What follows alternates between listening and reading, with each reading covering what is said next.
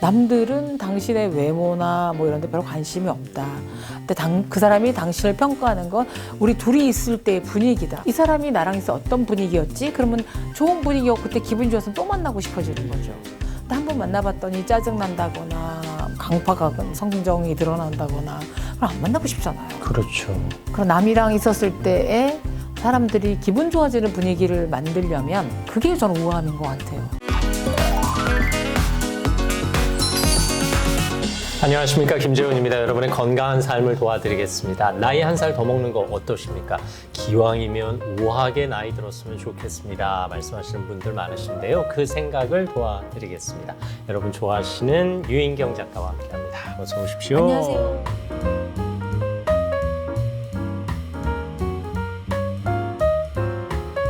사실 우아하게 나이 드는 법을 누가 제일 잘 가르쳐 주실까 생각을 많이 했는데요.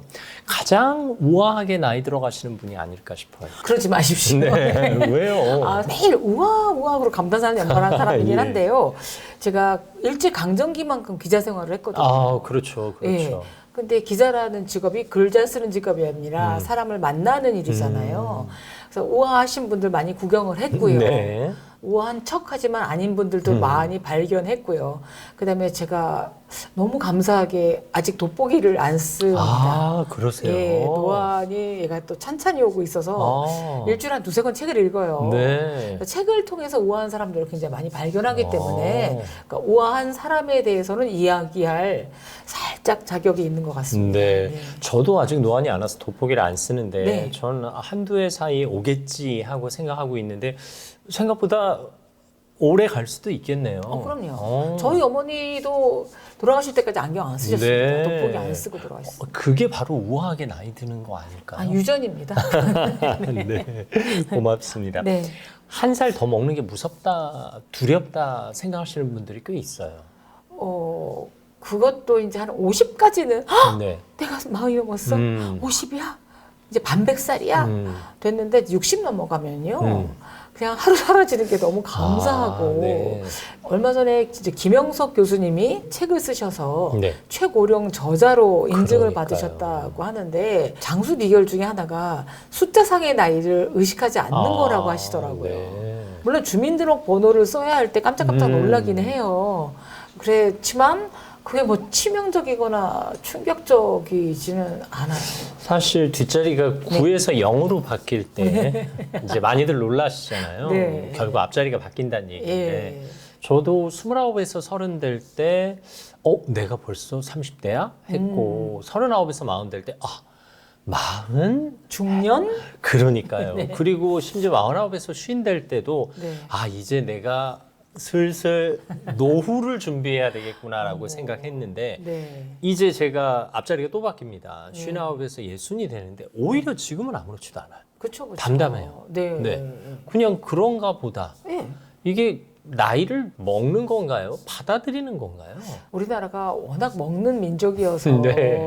욕을 먹었다, 더위 먹었다, 뭐 나이 먹었다 쓰지만 제 경우에 우아한 사람들의 경우는 내가 몇 살이야라고 규정하지 않는 것도 이렇게 우아해질 수 있는 한 방법인 것 같고요. 네. 왜냐하면 내가 나를 몇 살이라고 어떻게 딱 특정한 곳에 묶어버리면 사실 뭐 70, 80에도 청바지 입을 수 있는 거고. 그렇죠. 뭐 춤출 수 있는 거고. 네네. 너무 그 숫자상의 나이가 사실 무슨 전혀 기준이 아니거든요. 그렇기 때문에 나 늙어버렸어, 내가 벌써 몇 살이야 라고 하다 보면 구시렁거리시게 되고 세상 원망하게 되고 네. 유전자 탓까지 네. 하게 되면서 우아랑 점점 거리가 멀어지는 것 같아요. 그래서 좀 받아들이셔야죠. 뭐. 기자 생활하면서 사람들 많이 만났고 네. 그 가운데 우아하신 분들도 적지 않게 만나보셨을 텐데 어떤 분들이 우아해 보이던가요? 저는 이제 코코 샤넬이 한 말에 늘 네네. 공감을 하는데 우아함이란 외모가 아니라 삶에 대한 태도다라고 한 말이 참 와닿았어요. 네. 정말 그 재벌가 분들도 많이 만났는데 굉장히 상스러운 언어를 구사하시거나 뭐 뉴스에도 좀 보지 않았어요. 재벌 몇 세건 뭐 욕하고 소리 지르고 추악한 모습 보이기도 하고 뭐 이렇게 금배지 달아도 뭐 청문회나 뭐 위원회 열리면 사활대지라고 싸우고 그런 분들은 우아하다고 하지 않죠. 근데 우아함에는 제일 중요한 게 이제 절제인 것 같아요. 그러니까 코코 샤넬도 강조했는데 패션이어서 그렇게도 하겠지만 뭐 주렁주렁 걸치는 게 아니라 오히려 약간 감추는 것 이게 우아함인 것 같은데 우리나라에서 어떤 특정인을 우아하다 안 하다라고 말씀드리는 거는 이제 좀 그런 것 같아요. 조심스럽죠. 네. 네. 근데 제가 만났거나 그 한 분들 중에서는 실존하는 인물로는 탄광 광부들이 700m 밑에 빠졌던 칠레에서 네. 사고가 났었잖아요. 맞아요. 그래서 그분들이 70일 만인가에 이제 구조가 되셨고 33명이 전부 생존해서 이제 나왔단 말이에요. 땅굴 밑에서. 근데 그분들이 처음부터 우아한 분은 아니셨는지 모르겠지만 언제 죽을지도 알 수 없는 그 상황에서 우아함을 지키셔서 전원 생존이 됐다고 생각해요. 그러니까 제가 직접 인터뷰한 건 아니지만 그분들이 인터뷰한 기사에 따르면 그분들은 자기가 마지막으로 발견될 때 추한 모습으로 발견되고 싶지 않았대요. 그래서 식량이 떨어지고 그때는 왜 사람이 괴물이나 그로 바뀔 수 있는 상황이었는데 서로 서로에게 다독거려 주고 괜찮아. 우리 살 수 있어 라고 얘기를 하고 그래서 시도 암송을 하기도 하고 그다음에 누가 먼저 올라갈래 했을 때 서로 자기가 맨 마지막에 구조되겠다고 그렇게 했대요. 그래서 그런 상태 그러니까 추하고 그악스럽고 또 죽음이 바로 코앞인데도 그런 두려움이나 이런 것들을 좀 절제를 하고 서로에게 서로 연대하는 모습이 집단이 보여준 우아함이라고 저는 생각이 들어요. 몇 해 전에 우리나라에서도 탄광촌에 며칠 그랬었죠. 동안 갇히셨던 그랬었죠. 분이 있으셨잖아요. 전 그분도 인터뷰를 그러니까요. 했었는데 봉지 커피 이렇게 나눠 마시면서 버티셨잖아요. 맞아요. 인터뷰할 때도 차분하시더라고요. 그렇죠. 그리고 어떤 상황이 벌어져도 평정심을 잃지 않으시는 것처럼 보였어요. 그렇죠. 그러니까 때로는 어떻게 보면 고통이나 어떤 어마어마한 슬픔이 결과 잘 극복한 사람들이 우아해지시는 것 같아요. 맞아요. 네. 네. 결국 고통이나 슬픔을 이겨내는 것도 우리의 반응에 달려 있는 거잖아요. 그럼요. 어떤 자극이 우리에게 고통을 주느냐 안 주느냐의 여부, 어떤 문제가 우리의 삶을 흔드느냐 안 흔드느냐의 맞아요. 여부는 나의 반응에 달린 거잖아요. 그렇죠. 말씀하신 대로 절체절명의 위기에서 목숨을 잃을지도 모르지만 그래도 의연하게, 그래도 차분하게 대처했기 때문에 구조받으신 것이 아닌가 싶고 본인의 기질을 이겨내지 못하고 막 흥분하시고 노발대발하고 서로 싸우고 했으면 그 오랜 시간 못 버티셨겠네요. 예. 나이 들어서 모든 게 다 상실되잖아요. 머리 빠지고 이빨 빠져서 임플란트 하고 총기도 빠지고 피부 윤택도 빠지긴 하는데 나이 들어서 얻을 수 있는 큰 혜택 중에 하나가 우아함은 우리가 쟁취할 수 있다는 거예요. 청춘들에게 우아하다는 말을 안 쓰잖아요. 그러네요. 그러고 보니까 젊은이들한테 쓰는 표현은 쓰죠. 아니죠. 아이돌 그룹한테 우아한 제니 이러지는 않잖아요. 그냥 이쁘고 발랄하고 할 뿐이지. 근데 정말 세월을 다 인고의 세월을 보내고 난 다음에 자기가 옷깃을 넘길 수 있는 나이인 것 같아요. 우아하다라는 형용사를 우리가 썼지만 그 우아함에는 왠지 고급스럽고 있어 보이고 뭐 이런 분위기를 포함하잖아요. 그래서 흔히 이제 품위 있게 늙어간다, 뭐 품위 있게 나이 든다라는 이야기를 하는데 돈은 없어도 품위는 지킬 수 있는 거죠. 마더 테레사 경우에는 또 나중에 수녀복 두 벌로만 남으셨잖아요. 나보다 남을 좀 배려하는 마음도 우아함이 들어가는 것 같고요. 뭐 굳이 소설 속 인물을 보자면 이제 데미안이라는 책을 50년 만에 처음 다시 읽었어요. 이게 10대 읽고 그게 느낌이 완전히 다르죠. 제가 안 읽은 책이더군요. 그리고 그때는 주인공 싱클레어라든가 뭐 데미안을 봤다면 60이 되니까 에바 부인이라는 데미안의 어머니한테 이렇게 주목이 되더라고요. 근데 그분이야말로 우아한 분이었어요. 아들의 그 후배뻘 되는 싱클레어한테도 되게 따뜻하게 해주고 박학다식하고 그리고 동요하지 않는 마음, 두려워하지 않는 마음 그리고 현실을 받아들이는 마음 이렇게 있는데 진짜 저도 매일매일 노력하는데 일희일비하지 말자고 네. 일기장에 매일 써요. 근데 그게 안 돼요. 안 되죠. 네. 사실 저도 뭐 제 개인 이름은 아니지만 유튜브를 하거든요. 네네. 그거 유튜브 조회수 많이 나온다고 제가 막 생계 보탬들은 아닌데 그걸 제가 그렇게 챙겨봅니다. 그렇구나. 네. 네. 와 10만 남았다 그래갖고 막 했다가 또 계속 뭐지? 이건 네. 또 알고리즘이 잘못된 건가?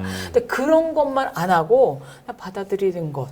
네. 일희일비하지 말자가 제 화두예요. 조회수 챙기는 건 저만 그런 게 아니었군요. 맞아요. 네. 이게 은근히 신경 쓰이더라고요. 쓰여요. 네, 아침에 일어나면 한번 들어와 보게는 그러니까. 되더라고요. 네. 네. 그리고 나 때문인가? 뭐 이런 생각하게 되고.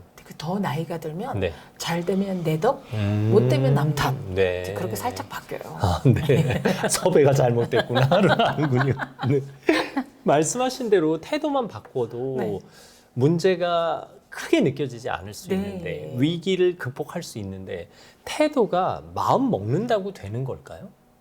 태도는 이제 선택이에요. 상대방에게 너무 잘 보이려고 애쓰기보다 제가 제 자신에게 덜 부끄럽게 나이 들어가야 되겠다 생각을 하는 거예요. 저도 진짜 누군가 막 지적질하고 싶고 비난하고 싶기도 하고 딸이 무슨 얘기를 할 때 마음에 안 들면 너는 왜 그래?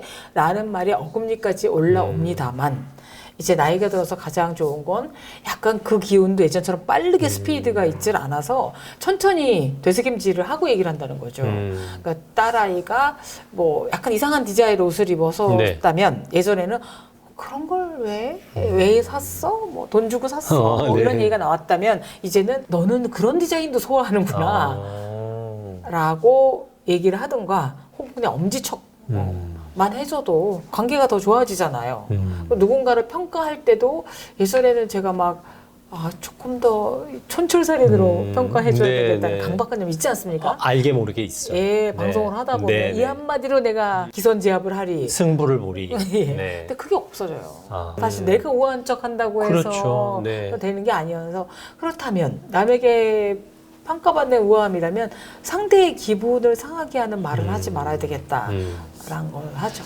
태도라는 것이 내가 평가하는 항목은 아니잖아요. 네, 사실 네. 상대방이 평가해주는 그렇죠. 항목인데 내 태도가 궁금해서 누군가에게 물어보면 그 사람이 솔직하게 말을 안 하는 경우가 많아요. 많죠. 뭐 아우 태도 훌륭하지라고 하지만 네. 실제로 훌륭할까는 한 번쯤 고민해봐야 하는 문제인데. 그런데요. 네. 또 바뀐 게 있어요. 네. 예전에는 이제 누군가 저한테 덕담이라던가 칭찬해 줄 때가 있어요. 네네. 뭐 기사 잘 봤어요. 너무 잘 쓰시네요. 뭐 아침마당 기사 봤어요. 뭐 그때 너무 뭐 좋았어요라고 하면 저 영혼 없는 말들 네. 뭐 또 그냥 듣기 좋으라고 그러고 그냥 예. 저도 영혼 없이 네. 고마워요 이러고 말았는데 이제 나이가 드니까 영혼 없는 덕담 찬사 너무 고맙고 네. 감사하고 영혼이 없으면 어때? 어때? 칭찬인데. 그러니까 그래서 접수를 합니다 제가. 네, 네. 접수를 하게 되면 그런 말을 해준 분에게 또 감사하죠.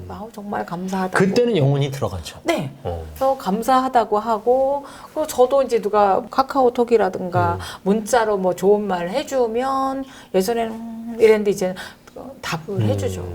예.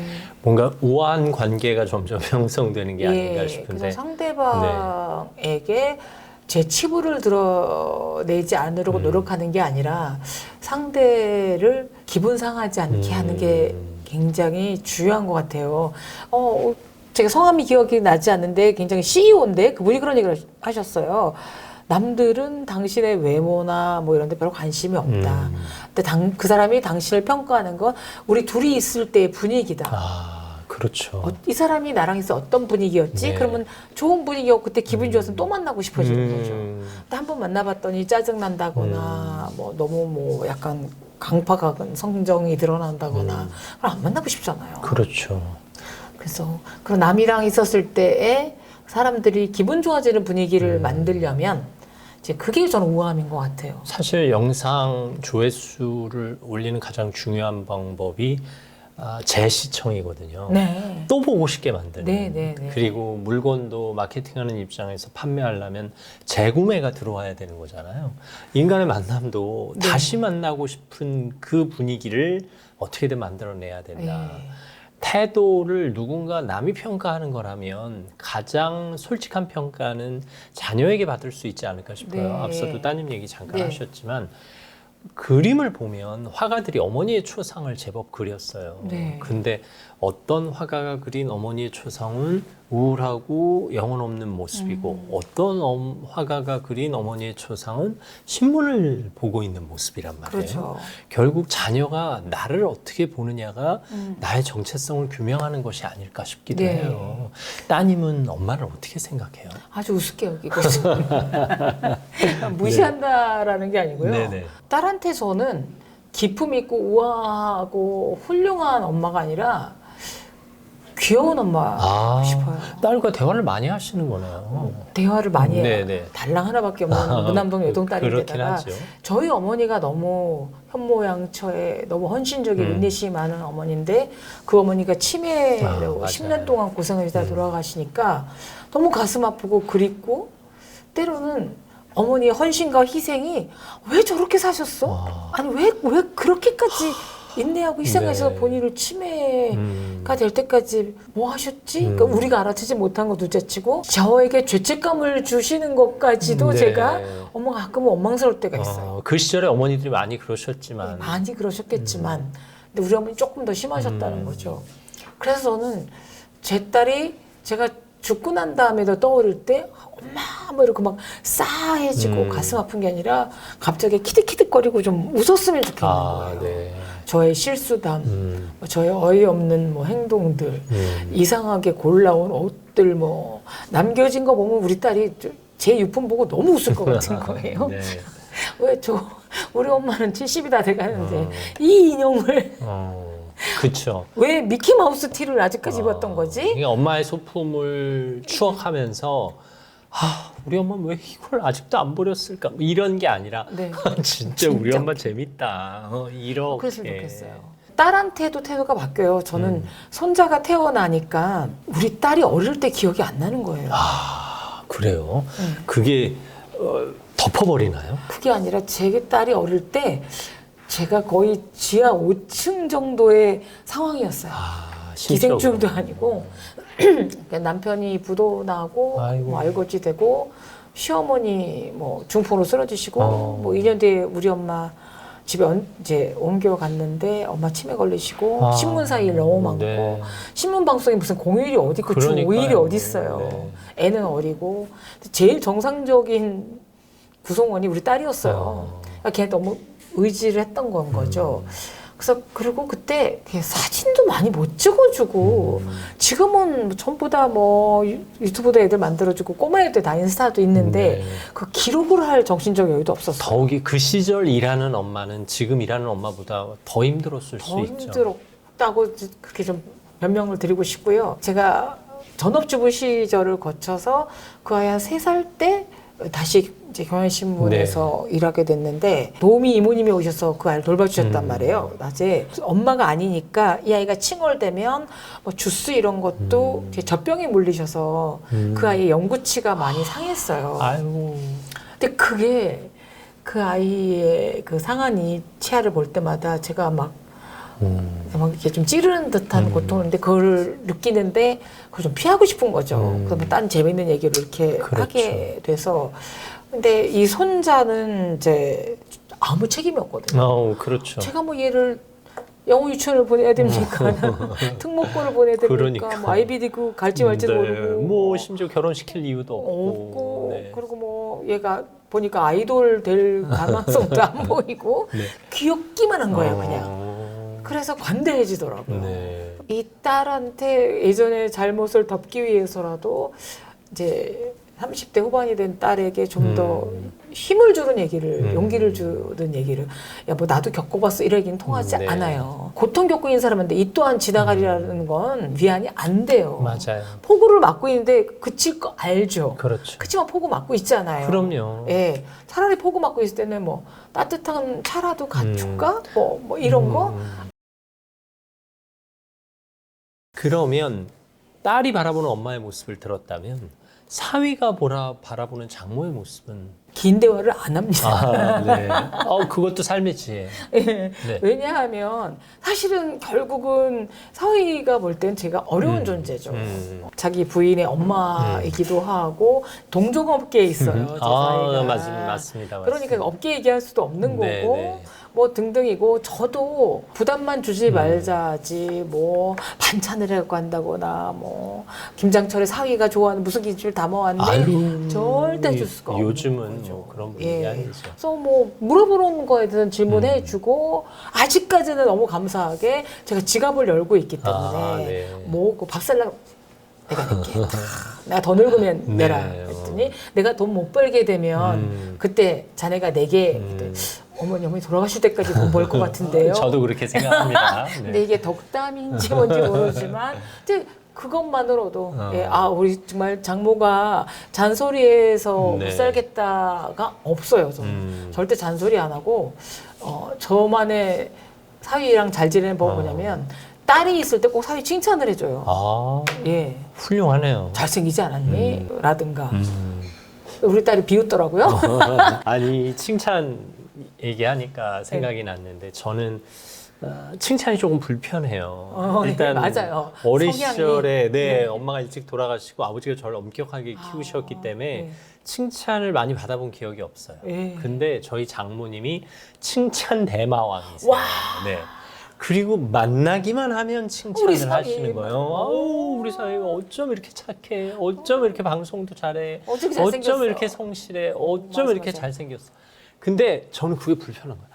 어머니 제발 그런 얘기 좀 하지 마세요. 그리고 어디 가서 친구분들이랑 제 자랑하고 그러면 큰일 나요. 그분들이 어머니 욕하고 저 욕해요, 저 욕해. 그러니까 딱 이런 톤으로 농담 반 투정 반을 한 거예요. 네. 그럼 왜 나는 나 하고 싶은 말도 못해? 자네 앞에서 그러니까. 이러면서 칭찬을 더 하시는 거예요. 그리고 집에 갈 때까지 칭찬해요. 그러면 제 아내가 급기야. 엄마 이 사람이 싫다잖아. 그만해 할 때까지 하셔요. 근데 지적질하는 건 장모님보다 훨씬 좋지 낫죠. 않습니까? 그거랑은 비교할 수 없는데 네. 근데 장모님이 이제 지난해 돌아가셨어요. 돌아가시고 나니까 그거라도 좀 마음껏 하게 해드릴 걸 맞아요. 하고 후회가 되는 거예요. 맞아요.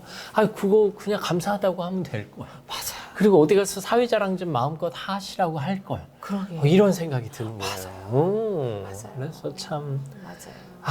어르신들은 그래서 이제 저는 앞으로 들어올 며느리에게 편안하게 해줘야 되겠다. 최대한. 네. 근데 이제 한 번 만났거든요. 네. 그리고 이제 또 만나자고 하는 걸, 예비 며느리 이제 힘든데 뭘 또 만나니 했더니 이제 아들을 통해서 얘기가 들어왔어요. 우리는 시아버지 시어머니랑 잘 지내고 싶은데 아버지 어머니가 너무 배려를 해주시는 거 아니야? 뭐 이렇게 느낄 수도 있겠더라고요. 그래서 자녀들 앞에서 우리가 어떤 태도로 보이느냐, 그리고 어떤 모습으로 인지되느냐 하는 게 우리의 삶에 있어서 아주 중요한 성적표라는 걸 느끼게 됩니다. 그렇죠. 그래서 제가 우아함은 태도라고도 얘기를 했지만 그 태도 중에서는 듣기 좋은 말을 해주는 것도 중요하지만 네. 남의 흉을 안 보는 게 우아함의 기본인 것 같아요. 저희 장모님은 다른 사람 이야기를 한 적이 없어요. 저는 좀 했어요.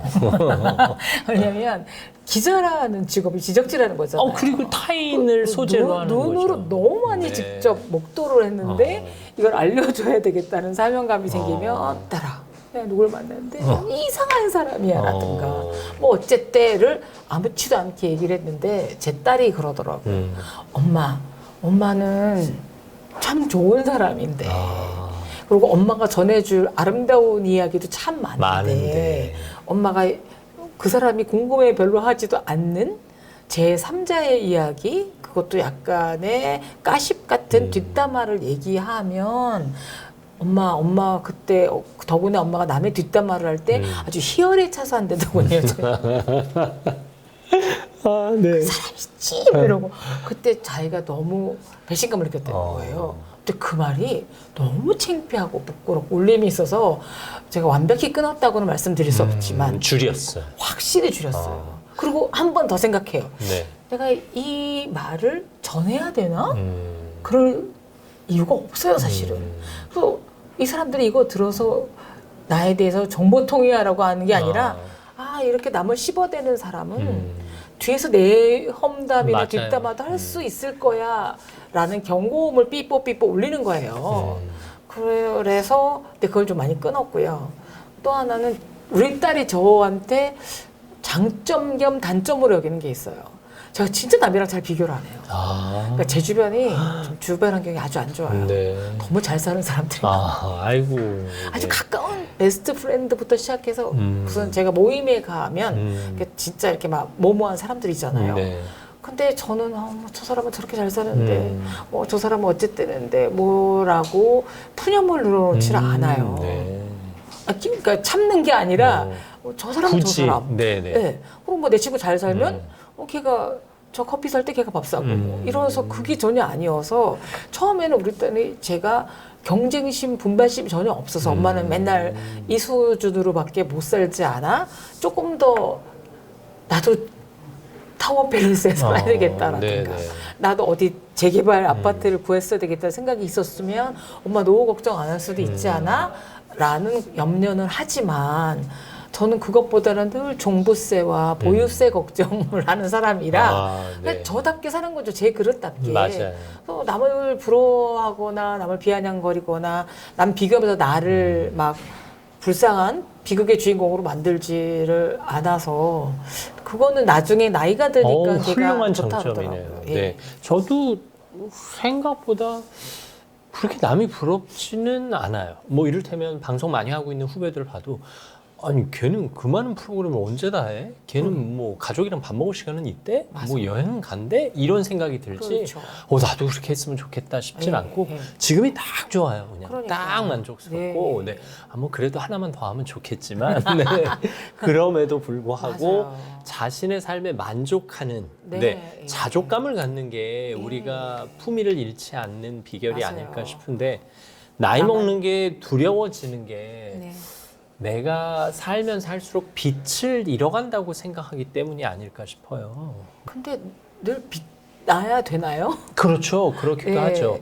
저는 그냥 물광 크림 바르면 빛이 날 수도 있을 거고 네. 지금 충분히 뭐 빛나십니다. 자연광 앞에서 빛날 수도 네, 있는 건데 제가 정말 좋아하는 노란호 선생님이라는 패션 디자이너 선생님이세요. 90대세요. 네. 지금도 현역이세요. 패턴도 하시고 그래서 제가 그분이 70대 때 인터뷰를 했었어요. 네. 근데 어떻게 우리나라 최초의 유학생 출신의 디자이너신데 어떻게 하면 그렇게 70대 후반이셨는데도 열심히 일하시고 밝으시고 막 그러시나요? 그랬더니 그분이 한 얘기가 자기는 건달 정신으로 살았다는 거예요. 건달은 우아함이랑 극과 극이잖아요. 네네. 그러니까 제가 아는 대한민국 분 중에 진짜 우아함 3위 안에 드시는 분인데 그분이 한 얘기가 건달은 첫 번째 자기가 꼭 무대 위에 서서 스포트라이트를 받아야 된다는 강박이 없대요. 그것도 중요하네요. 네. 박수 쳐줄 수 있는 게 건달이라는 거예요. 오 잘했어. 저도 그 자리보다는 이 자리가 편해요. 그렇죠. 그리고 아무리 제가 볼 때는 그냥 미미했던 후배가 주인공이 되고 뭐 어릴 때 한참 어리게 왔던 사람이 뭐 굉장히 거물이 돼도 와 저 자리에 섰구나지 뭐 나는 뭐 점점 쪼그라들어 가는데 쟤는 활짝 폈네 라는 그런 거 용렬함 편협함 이런 거만 보이는 거고요. 그다음에 또 다른 건달의 특징이 뭐냐면 재미있는 일만 한다는 거예요. 아이처럼. 네. 재미만 따라가죠. 네. 그러니까 재미있으면 지치지가 않으니까 남들한테 뭐 심심해, 뭐 재미없어, 뭐 사는 게 왜 이렇게 따분해, 나는 왜 뒷방 늙은이야라는 푸념을 안 늘어놓는다는 거죠.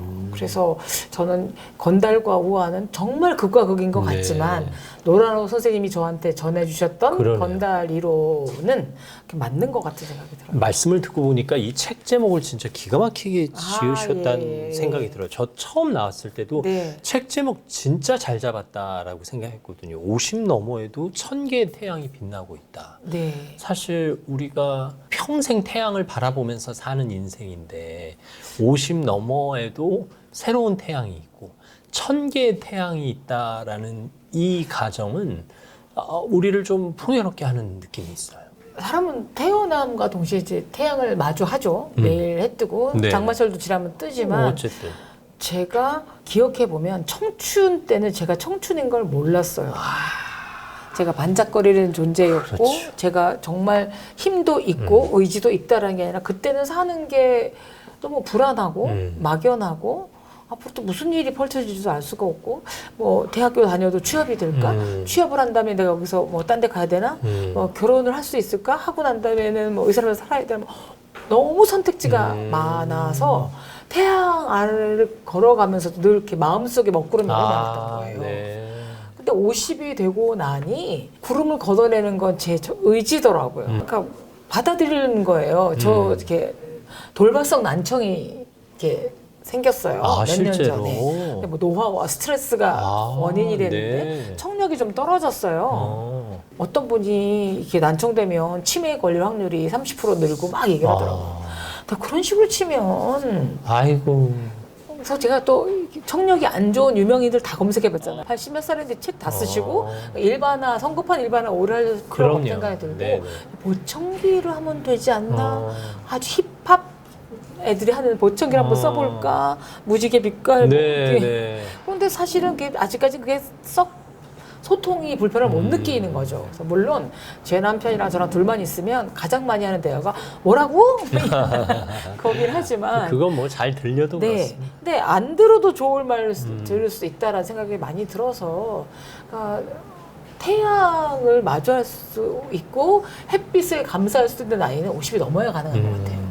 네. 태양의 존재를 인지할 수 있고 네. 내가 빛난다라는 걸 알아차릴 수 있는 나이에는 네. 50 넘어다. 네. 네, 그거 아주 좋은 표현이에요. 오늘 인생을 관조하는 법을 네. 배웠어요. 그러니까 인생을 어떻게 바라보고 내 인생을 어떻게 네. 어떤 방향으로 그려나갈 수 있는가를 배우는 아주 소중한 시간이었습니다. 함께해 주셔서 감사합니다. 유인경 작가와 함께했습니다. 고맙습니다. 감사합니다. 우리 삶에서 지혜가 들어온다는 건 가장 자연스러운 일입니다. 마치 바람이 우리의 몸을 선선하게 하듯이 그 지혜가 우리 삶을 풍요롭게 할 수 있다는 것 잊지 않으셨으면 좋겠습니다. 나는 마음이 심란할 때는 이제 세 개의 섬을 간다. 첫 번째는 아마도다. Maybe? Maybe. 네. 그 사람이 뭐 오해했을 거야 나한테. 혹은 내가 뭐 뭔가 했을 거야 라고 해서 이해하려고 해요. 그렇지만 그래도 그 바뀌지 않을 때는 그래도 뭐 할 수 없는 거 아니겠어. 그러고 그래도 갔다가. 난 괜찮아. 맨 마지막 섬이 네비도예요. 네비도. 네비도 어쩌겠어. 이미 지나간 일이고. 어떤 상황이든 자기가 평화를 유지하기 위해서는 약간의 기분이 나빠지는 것도 내비도 잠깐만. 안녕하십니까, 김재훈입니다. 여러분의 건강한 삶을 도와드립니다. 여러분의 주변 풍경은 어떻습니까? 이른바 정서적 풍경, 내 주변 사람들이 나에게 보여주는 그 풍경에 우리의 삶은 영향을 많이 받습니다. 오늘 그런 이야기 나눠보겠습니다. 네. 그러고 보니 어떤 호칭을 선호하세요? 뭐 책을 많이 쓰셨으니까 작가라는 호칭 당연히 필요하고, 기자 생활 오래 하셨으니까 뭐 여전히 기자라고 불러도 되고, 또 방송에 나오실 때 보면 시사평론가 역할도 하시고, 또 실제로 방송인이기도 하시고, 또 뭐 유튜브 크리에이터이기도 하시고 다양한 정체성 갖고 계신데 N 잡러를 하고 있는데 네. 사실 전직은 다 무효인 것 같아요. 네. 그렇죠, 사실. 전 기자지 제가 지금 기자가 네. 아니에요. 어디 저도- 컬럼을 쓰고 있지만 그 사실 작가라고 부르기 제가 좀 부끄러웠어요. 뭐예요? 베스트셀러 작가들도 뭐 엄청 많으신데 아니 책 뭐 여러 권 제일 잘 팔린 내셨잖아요. 책이 15만 부인가? 이게 네. 엄청 팔린 거죠. 그래서 겸손을 해야 되는데 네. 그래서 그냥 약간 있어 보이는 직업인 것 같아서 작가로 불러주시는 네. 게 이제 이렇게 하고 있습니다. 아니 뭐 전에 이제 저랑 방송하실 땐 제가 국장님 뭐 부국장 네, 하셨으니까 국장님 그랬고, 근데 생각해 보니까 15만 부 팔린 책 갖고 있으면 작가 아니라 진짜 작가의 작가님이라고 불려도 과언이 아닙니다. 네. 제가 앞서 정서적 풍경이라는 말씀 들었는데 네. 사실 우리 주변의 풍경이 나의 마음을 좌우하잖아요. 네. 어떠세요? 요새 50대들, 60대들 어떤 풍경 가운데 살고 있다고 생각하세요? 네, 극과 극인 것 같아요. 지금 좀 약간 축복인지 재앙인지 모르겠는데 어쨌든 100세 시대란 말이에요. 네, 최근에 제 주변 분들의 상가에 가보면 그냥 보통 분들 다 93세, 95세. 예전에는 뭐 경이롭게 장수하신 분 같지만 요새는 80대 후반에만 돌아가셔도 일찍 하셨다고. 그러니까 너무 안타까워 하잖아요. 얼마 전에 얘기를 듣더니 제 후배의 친정어머니가 90세신데 명품 가방 사달라고. 아, 그러세요. 그 나이에도 그렇게 어. 필요하구나 생각이 들어서 딱 그렇게 100세를 살아야 된다고 생각해 보면 50, 60이 애매해요. 젊지도 아주 늙지도 않은 나이. 오히려. 네. 어떤 사람들은 또 동안 열풍에 휩쓸려서 정말 죽기보다 싫은 게 늙는 거야. 네. 그래서 막 젊어 보이려고 뭐 애를 쓰는 분도 있고, 어떤 분은 빨리 늙어버려서 편안하게 살겠다라고 하고 외부 출입도 잘 안 하고 고독한 길을 걷는 분도 뭐 있고, 관계도 끊고 예. 그야말로 내려놓고 사시는 그렇죠. 분들이 있죠. 그리고 요새는 뭐 영 40, 그래서 40대도 젊어 맞아요. 보이려고 안간힘 쓰는 이런 사람들이 나타나고, 근데 다들 열심히는 살지만 예전에 열심히만 살면 되지였는데 요새 열심히 한다고 그 결과가 오지 않기 때문에 공허함이라든가 허무함이라든가 뭐 자괴감들 때문에 고생하는 분들이 주변에 좀 있죠. 열심히 한다고 네. 그 결과가 안 온다. 요새는 노력의 배신이라는 표현도 쓰시더라고요. 네. 사실 난 열심히 살았는데 난 아직 이 모양이야. 근데 누군가는 뭔가 주식 한 방으로 뭔가 집 한 번 잘 사서 뭔가 여유를 누리고 있는 것 같은 상대적인 박탈감에 시달리거든요. 네. 이런 것 또한 정서적 풍경을 좌우하고 있지 않나 그렇죠. 싶어요. 김재원 아나운서님은 그 시대는 아닐 것 같은데 왜 교실에 급풍이 걸렸던 때가 있어요. 저도 급풍 걸려 있었죠. 아 진짜? 네. 인내는 쓰다 그러나 열매는 맞아요. 달다. 네. 고등학교 3학년 4당 오락, 4시간 자면 붙고 5시간 자면 떨어진다. 막 네. 극한적으로 밀어붙이는 새마을운동 노래가 새벽종에 울렸네. 그렇죠. 했던 시절에는 열심히 사는 게 미덕이었다면 이제 지금은 21세기고 50세는 아무리 줄기세포 주사를 맞고 얼굴 성형 시술로 다 리모델링 한다 해도 근본적인 에너지나 기력은 떨어지고요. 네. 굉장히 젊음에 대한 그런 욕망이 많은 분이 아들의 피를 수혈받아서 어쩌나 한 보도 피부 나이가 젊을지 모르지만 행복해 보이진 않아요. 오로지 젊은 피부와 젊은 이런 근육 나이만에 치우치다 보면 저분은 햇빛을 한번 볼까? 맛있는 커피를 마시면서 음미하는 맞아요. 시간은 있을까? 아니면 친구들이랑 실없는 농담 같은 걸 하면서 히히덕거리기나 할까?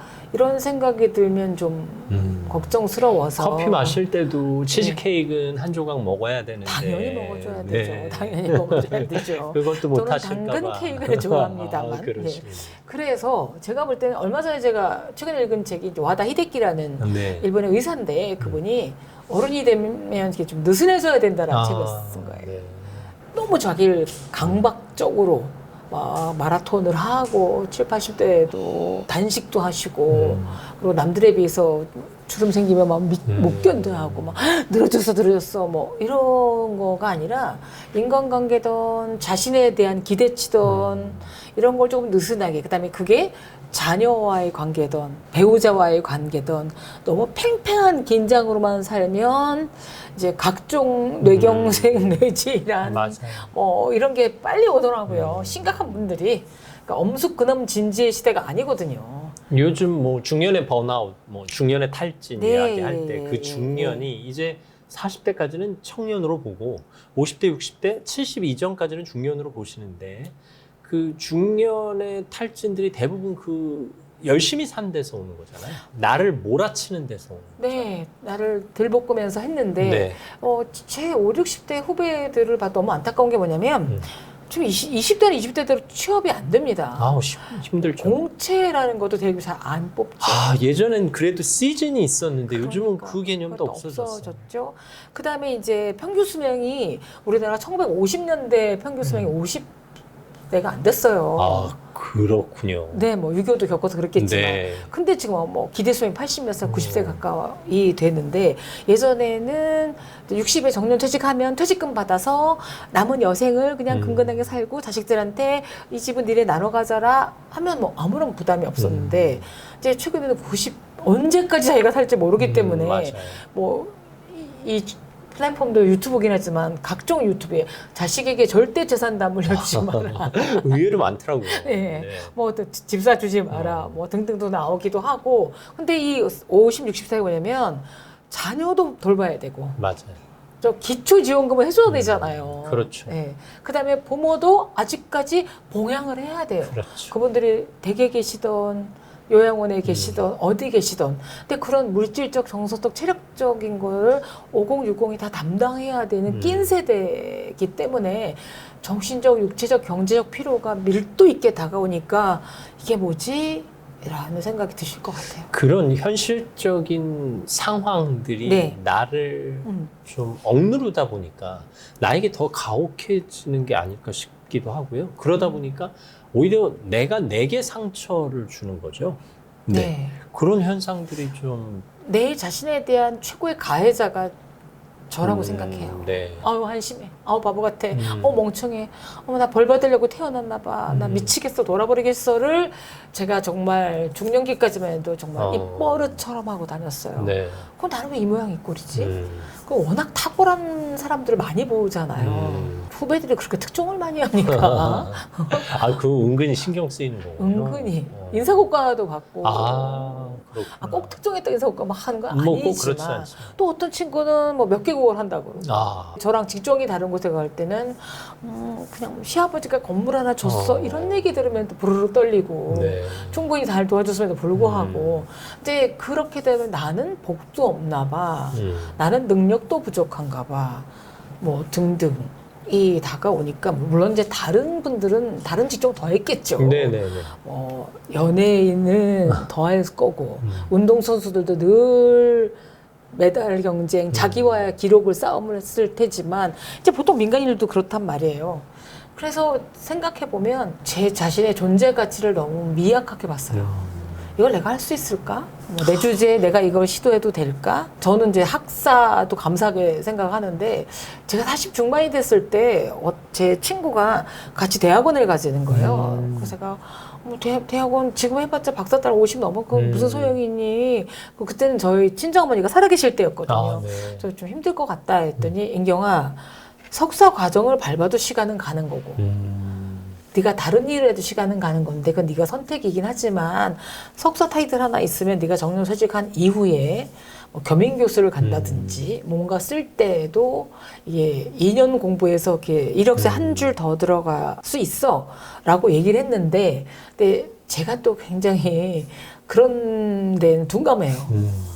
이력서 짧으면 어때? 뭐라든가. 일단 뭐 현실에서 그 시간을 따로 내서 2년을 예, 투자해야 예, 된다는 게 예. 부담스럽죠. 그래서 그냥 저는 그냥 저한테 주어진 일만 이렇게 해결하기도 바빴기 네. 때문에 원대한 꿈을 꾸지는 못했는데 그게 후회된다라는 건 아니고요.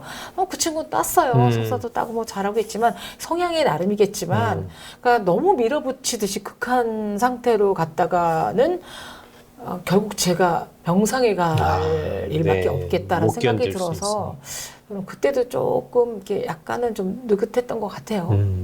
나한테 관대해질 필요가 있다는 생각이 드네요. 말씀을 들으면 들을수록. 제가 제 묘비명을 이미 만들어놨어요. 어떻게 해요? 용처가 있을지 모르겠어요. 저는 네. 화정할 예정이기 때문에. 유인경은 남들에게 관대했으나 자기 자신에게는 더더욱 관대했다. 아, 그렇죠. 저는 실수도 많이 하고 실패도 많이 하고 억장 무너진 일도 많이 겪는데 그럴 수 있다고 생각해요. 거기서 뭘 배우고 뭐 어떤 교훈 얻고 그게 아니라 뭐 실패했네 뭐 이런 거죠. 실패할 때마다 배우려고 하는 것도 지쳐요. 지치고 때로는. 네. 분석도 안 되고 네. 근데 저는 사실은 이거는 좀 훈련을 좀 해야 됩니다. 아. 마음과 생각을 바꿀 거 나한테 잘해주는 거는요 어느 날 갑자기 선언해서 되질 않아요. 하루 하나씩이라도 나한테 잘해줘 보자라는 건데 첫 번째 가장 쉽게 할 수 있는 일은 나를 바라보는 시선을 바꿔야 되는 거예요. 관대하게. 네. 그러니까 저는 예전에 제가 어떤 그 블로그에 제가 썼던 블로그에 나는 마음이 심란할 때는 이제 세 개의 섬을 간다. 첫 번째는 아마도다. Maybe? Maybe. 네. 그 사람이 뭐 오해했을 거야 나한테. 혹은 내가 뭐 뭔가 했을 거야 라고 해서 이해하려고 해요. 긍정적으로 네. 해서. 그렇지만 그래도 그 바뀌지 않을 때는 그래도 뭐 할 수 없는 거 아니겠어. 그러고 갔다가 그래도 난 괜찮아. 맨 마지막 섬이 네비도예요. 냅도. 네비도. 내비도 어쩌겠어. 이미 지나간 일이고 돌이킬 수 없고 그 사람은 나를 무시할 권리가 있고 나는 그걸 또 무시할 권리가 있고 그래서 내비도인데 어머 제가 20년 전에 설파했던 내비도가 요즘 렛댐 스요리라 그래갖고요. 멜 로빈스라는 유명한 미국의 변호사 출신의 작가가 네. 책을 썼더군요. 어떤 상황이든 자기가 평화를 유지하기 위해서는 약간의 기분이 나빠지는 것도 내비둬. 잠깐만. 나 지금 화가 나지? 이 화 조금 이따 낼게.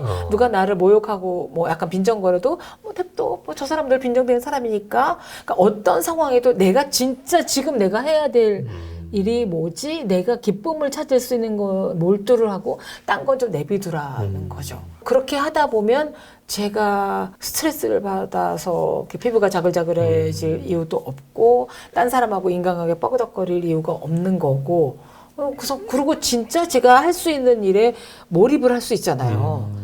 나한테 이익이 되는 일에만 하다 보면 내가 이거를 먹으면 저 사람들이 너는 밥 왜 그렇게 식탐이 많아 이러겠지? 내비둬야 돼요. 먹고 싶은 건 제가 먹어야 됩니다. 네, 고맙습니다.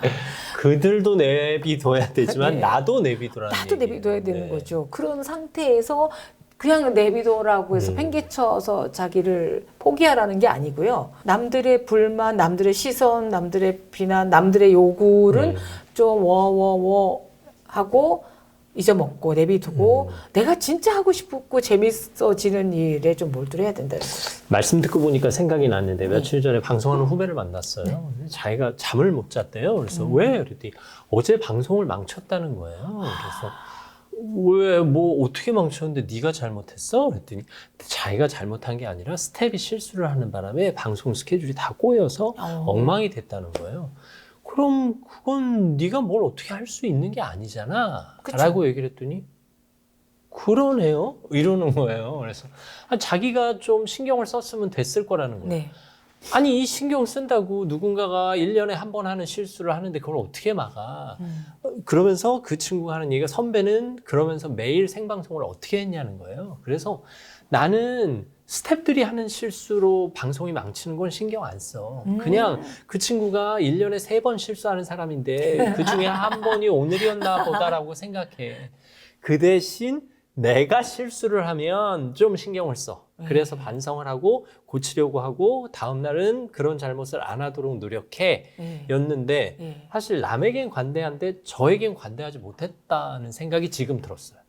생각해보니까 나도 뭐 1년에 3번밖에 실수 안 하는데 네. 그 3번 중에 한 번이 오늘이었어 라고 생각하고 넘어가도 되겠네요. 그럼요. 네. 그러니까 자신한테 관대해지려면 나 괜찮아, 나 이뻐, 나 좋아가 아니라 어떤 일이 닥쳐도 일어날 수 있는 일이야라고 받아들이는 게 중요한 것 같아요. 제가 철학 기쁨을 물들이다라는 책이 있어요. 프랑스의 철학가가 쓴 건데 이제 그날 그 사람이 어떤 출판사랑 이제 미팅을 하게 돼 있는데 파리가 교통이 나빠서 대부분 지하철 타고 다니고 맞아요. 걷잖아요. 근데 이제 또 다른 약속이 있어서 자기 자가용을 갖고 나와서 몰았는데 주차를 해두고 그 사람 만나서 미팅이 잘 끝났대요. 근데 나와 보니까 자기 차가 견인돼 갔더라고요. 이런. 근데 내가 미쳤지. 왜 차를 갖고 왔을까? 내가 왜 여기다가 세웠을까? 좀 더 신경 쓰거나 뭘 해둘 걸. 그래갖고 막 짜증내고 막 하다가 보니까 잠깐만 하고 하늘을 봤는데 하늘이 너무 이쁘더래요. 그렇죠. 아니 하늘이 저렇게 이쁘고 그리고 계약이 너무 잘 끝났는데 그러니까. 그리고 차가 망가진 것도 아니고 가서 찾으면 되는데 찾으면 돈 좀 들겠지만 뭐 내가 지금 좋은 하늘 보고 파리에서 푸른 하늘 보기 참 힘들어요 사실. 굉장히 비도 오고 뭐 이래. 그리고 계약도 정말 잘 끝났는데 이거 요거 때문에 내가 나를 이렇게 우울하고 진흙탕에 빠뜨려야 돼? 라는 생각이 들더라는 거예요. 그래서 우리가 나한테 잘해준다는 건 뭐냐면 내가 누리는 기쁨들을 좀 더 풍요롭게 제 것으로 만들어 주라는 거죠. 근데 그 연습이에요. 맞아요. 네. 그런 태도. 네. 1년에 한 번 있는 자동차 견인이 오늘 일어났네. 네. 뭐 이 정도로 네. 생각해 주죠. 뭐. 네. 또 다른 거 하나는 저한테 잘해주는 게 외적인 걸 잘해줘야 돼요. 저는 60이 넘고 난 다음에 최근에 들어서 저한테 잘해주는 시간을 하루 한 30분을 딱 만들어요. 그래요? 네. 네. 모닝 루틴이라고 하는데 그렇게 어려운 말 쓰고 싶지 않고요. 저는 좀 아침형 인간이에요. 아침형, 새벽형 인간이셨잖아요, 평생을. 저도 그런 줄 알았는데. 아니야. 늦게까지 잘 주무세요. 저는 벌떡벌떡 잘 일어나요. 근데 그러면 밤잠을 못 자니 아니에요. 저 잘 자요. 어. 잘 자는데 어쨌든 아침이라면 되게 한 6시 반? 어. 뭐 이 정도 일어나면요. 몸에 좋다는 걸 저한테 막 해주기 시작하는 거예요. 예를 들면? 음양탕이라고 어. 미지근한 물에 소금을 타서 네. 녹여서 좋아져라 막 주문까지 외인 다음에 미지근한 물에 소금 타서 드세요? 다 마셔요. 죽염을 타가지고 다 마시고. 하긴 언젠가 우리 이재영 약사 나오셔서 어떻게 보면 우리가 저염식 너무 강조하다 보니 네네. 소금이 부족해졌다는 얘기 하시더라고요. 그렇죠. 네. 양의 문제라고 저도 그 프로그램 봤습니다. 네. 네. 이재영 약사 너무 좋지 않아요? 그러니까요. 네. 너무 멋진 분이에요. 네. 그렇게 하고 난 다음에 이제 뭐를 하냐면 올리브유를 아. 한 큰술 하나 탁. 네. 유기농. 그냥 스푼에 타서 네. 그냥 기름만. 예전에는 그냥 대충 싸구려 먹었으나 아하. 그럴 수 없어. 나는 소중하니까. 네. 제가 올리브만이라도 만수르처럼 먹어주마. 그렇죠. 뭐 그래봐야 몇천 원 차이 안 나니까요. 나요. 크게 네. 차이 안 나요. 그래서 그걸 한 술을 먹어주고 그럼 이게 좋아지겠지. 항산화 작용이 있다고 그러더라고요. 네. 이 작용을 저한테 입력을 시켜요. 그러겠지. 그 다음에 이제 제가 커피를 한 잔 따릅니다. 근데 아침 일찍 너무 이렇게 심한 커피는 안 좋을 것 같아서 빈속에. 예, 믹스 커피를. 오히려. 근데 믹스 커피에 당분이 안 들어간 게 있어요. 설탕이 네, 아닌 네. 딴 성분으로 해서 거기에 이제 계피가루를 또 카페 라떼 뭐 안 부럽네요. 그걸 한 다음에 그걸 들고 음. 이제 부엌에서 올리브까지 마신 다음에 제 방에 책상에 가서 그 커피를 놔두고 뭘 하냐면 저를 이제 괄사 마사지로 목 뒤 근육과 앞에 중요하죠. 주름이 처지는 거래요. 얘가 그냥 막 땡겨주고 제가 괄사로 10,000원밖에 안 해요. 그 기고 네. 크게 한 10분 정도 머리 풀어주고 그다음에 주먹으로 막 마리오네트 주름하고 그 다음에 뭐를 하냐면 일기를 써요. 아침 일기. 아침에 일어나자마자. 네. 왜냐면 저녁에 일기 쓰면요. 네. 제 감정이 가라앉지가 않아서 다 죽일 사람, 맞아요. 미운 사람, 분노, 슬픔, 우울로 아니면 꽉 차요. 나에 대한 자책감인데 아침에 되면 이미 그럴 수 있다로 내비도로 넘어간 상태여서 감사일기가 되는 거예요. 그 시점은 한 번도 생각해 본 적이 없어요. 네. 감사일기를 써야 한다는 얘기는 많이 듣지만 아침에 쓰는 게 오히려 효과적이겠네요. 네. 그리고 어머나 하나 빠뜨렸다. 네. 기도를 해요. 네네. 기도를 하는데 제 종교가 기불릭이에요. 기독교, 불교, 가톨릭 다. 네네. 친구들이 전부 아침마다 성경 말씀 한 10개 좀 보내고 뭐 하는데 뭐 불경도 해주긴 하는데 그냥 하늘에 계시는 분에게 더 잘 살고 부자 되라는 기도는 아니고요. 감사하다고 하죠. 오늘이란 선물 주셔서 감사합니다. 그렇죠. 예. 그래서 제가 올리브도 먹고 소금물도 먹고 커피도 한 잔 마시고 감사하다고 일기를 쓰면 나 잘 살고 있는 것 같은 거예요. 제가. 잘 살고 계시네요. 그리고 제가 저한테 잔인하거나 냉정하거나 인색하지 않다라는 느낌이 매우 중요해요. 아침을 기분 좋게 시작하시는 건 네. 하루가 즐거울 수 있는 그렇죠. 가능성을 열어두는 그렇죠. 거죠. 예. 네. 인색하지 않다. 사실 나를 위해 돈을 쓰면 하다못해 지하철 탈 수 있는데 조금 피곤하다고 택시를 탄다는 것만으로도 죄책감을 느끼시는 분들이 있어요. 저는 고등학교 때부터 택시 인생을 네. 피로도를 줄이는 게 제 성적에 더 좋을 거다라는. 그리고 그 시간을 사는 거잖아요. 꼭 그렇지는 않아요. 그래요? 그 시간 줄여서 제가 뭐 엄청 저 자신과 인류에 유용한 일을 하진 네, 않습니다만 제 인생 철학이 삼보 일탑승. 3번 걸을 거 그냥 택시 잡는다. 그러니까 저한테 내가 돈을 안 들여서 굉장히 비참해졌어, 초라해졌어, 억울해졌어 라는 느낌이 안 들게 해줘요. 너무 감사한 건 제가 고가의 명품 옷이나 가방이 너무 안 어울려요. 네. 다행히. 너무 다행히. 네. 이것도 이제 보세 옷집에서 산 건데 뭘 입어도 우아하시니까. 보세 옷집에서 팔도 제가 짧은 팔이라 네. 접어 있을 수밖에 없지만 그러나 그건 그래. 접는 것조차 스타일링이 되니까. 그래서 제가 팔이 짧아서 글을 못 씁니까? 악수를 못 합니까? 그럼요. 뭐 저한테 지금 관대하거든요. 그래서 저한테 이제 이렇게 반짝반짝거리게 해주고 뭐 저한테 시간이 나면 예전에는 돈 들여서 돌아올 거 뭐하러 여행 가라는 생각이 있었지만 여행도 잘 가고요. 책도 남들은 뭐 전자책 본다고 하는데 저는 이렇게 종이책 사다가 밑줄 벅벅 그으면서 읽고 해요. 예. 아직 노안이 안 왔으니까 또 네, 책 예, 읽으시는 예, 예. 것도. 그거 하나만으로도 이렇게 읽고 싶은 책을 제가 이게 좀 비싼 거 아니야 뭐라는 의식 없이 나한테 주는 선물. 제가 주문해놓고 깜짝 놀라요. 누가 선물 보냈나? 어떻게 보면 일상을 여행처럼 사는 게 네. 나에게 관대해지는 네. 법이 아닐까 싶은데 네. 실제로 지역에 강연 많이 다니시니까 네. 한편으로는 강연 여행자로 사시는 거잖아요. 네. 그 지역에 가서 맛집 찾아가서 맛있는 거 한 끼만 먹고 와도 여행이 되는 너무 거니까요. 행복하죠. 네. 게다가 어떻게 지방 특색 있는 음식 찾아 먹기 축제들이 많잖아요. 맞아요. 저는 축제에는 참여 안 하지만 그 지역에서만 나오는 특산물, 과일이 됐던 나물이 됐던 뭐 딴 거가 됐던 그거를 사오고 장터는 꼭 가보려고 해요. 근데 제가 운전을 못해서 이제 애로사항이 좀 있기는 한데 너무 좋죠. 그러니까 그거서 강사료를 받으면 뭐 이거 사야지. 그리고 그 전에 이제 여유를 두고 가서 조금 일찍 가거나 일찍 식당을 가본다거나 뭐 이런 걸 해갖고 뭐 경험이 되게 많죠. 너무 좋죠. 삶을 풍요롭게 살 수 있는 건 우리가 알고 있는데 우리가 차마 용기를 못 내는 것 같아요. 어떻게 보면 꼭 벼락이나 번개를 맞은 다음에 나는 이렇게 살지 않을 거야가 아니고요. 조금씩 하나씩 잘해주기 시작하는 건 거죠. 그러니까 저는 제일 먼저 저한테 잘해주기 시작했던 게 이제 15년이 됐어요. 그러니까 네. 뭐냐면 제가 쓰는 목욕 화장실 타월을 바꿨어요.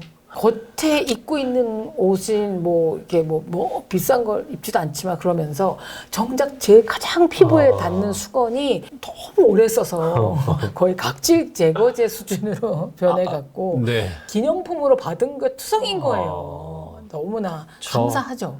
근데 어떤 친구 돌잔치에 갔는데 걔가 초등학생인데 저는 그 수건을 쓰고 있더군요.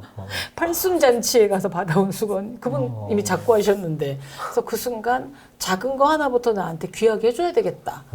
그래서 일단 제 해마다 12월 30날 주문을 하여 1월 1일 날 싹 수건 바꾸는 거. 저희 장모님 돌아가시고 짐 정리를 하는데 장롱에 온갖 기념품으로 받은 수건들이 그쵸. 쫙 쌓여 있는 거예요. 맞아요. 그러니까 새 수건 좀 천천히 쓰시겠다고 혹은 자녀들 주시겠다고 아껴놓은 맞아. 건데 네. 결국 그렇게 될 것을 맞아요. 네, 우리가 진짜 그때그때 들어오는 선물 나를 위해서 준 선물인데 이 다음에 누군가 다른 사람 줄 수 있지 않을까 하는 마음으로 쟁여놓지 마시고 그렇죠. 빨리빨리 쓰시는 것도 나를 위한 거네요. 그렇죠. 네, 그리고 네. 고마워하지도 않아요. 제가 준 선물 뭐 딸한테 줘도 애기 뭐 이런 그러니까. 거 해서 누가 한다고 따라하는 게 아니라 요거 정도 하나는 나한테 잘해줘야 되겠네 라는 거 하나.